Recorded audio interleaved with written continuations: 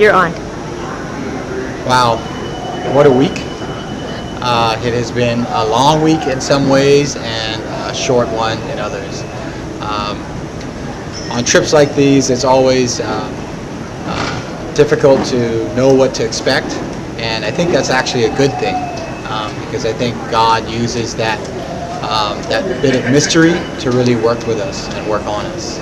And just been an amazing week for me personally, with a great group of families and individuals from our community, just serving alongside some of our friends who don't happen to live in our country but are our neighbors in our region. And not only serving alongside them, but experiencing some of the very real things that they are faced with this week, this day. And in that process, we not only build relationships with our friends and our neighbors, but we learn what they've learned, and through that, I think we are all a stronger people, we are a stronger body, and I think stronger Christians. So it has been exciting. Every day has been just another very challenging day. From the very first day with Charlene and the homeless ministry, to Domingo and his garden and his about a dozen other ministries that he's started, along with his wife, and just a great community. A man who has shown such patience, bringing a very traditional community slowly along the path to a way of doing ministry in a more holistic way, a way that matches the way that God would intend us to live in His kingdom. And then we moved on to another incredible woman, Maria Lopez, who by chance happened onto a lost neighborhood, just a depressed neighborhood, right behind a very wealthy one, and decided that she was going to make a difference along with her friends from Domingo's church, and she prayed that they would get the land that they had in mind, and they worked on it, and they prayed, and they found other people who had skills that could help them, and they now have a school that serves over hundreds of children.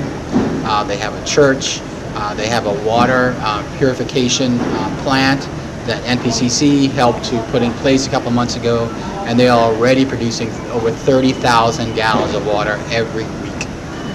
They are breaking all the records, so they are definitely providing water, living water, for those who need it the most, who otherwise would not be able to get clean water, and be forced to pay for much more expensive water that is unclean. So we're just totally enthused about working along with Maria. She's a 61-year-old woman who still skips jump rope very well, and has just a ton of enthusiasm. And that wasn't it. That's only the first part of the week.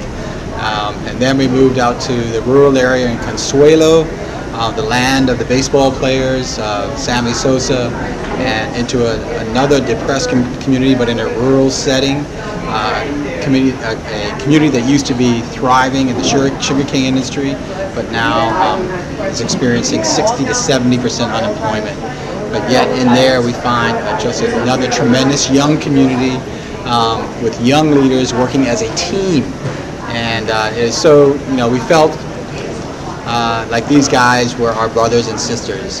When you hear them talk, how loud they talk, how they kid each other, it was just an amazing experience. Many of them look a lot like us, talk like us, and live like us. So it was great to get to know them, build those relationships, which I know we will continue to build on. So I think the one thread that we have seen through all of our relationships this week, all of these communities this week, is that no matter what resources these communities had, which was in most cases next to none, they used that resource, whether physical or human, to impact their own neighborhood, their own community, not only for the betterment of the community, but also to further Christ's kingdom in just a tremendous and inspirational way. So we have so much to take back, and not only to personally process, but also to present to the rest in our community, so that they can maybe see a little glimpse of where the future may hold for us.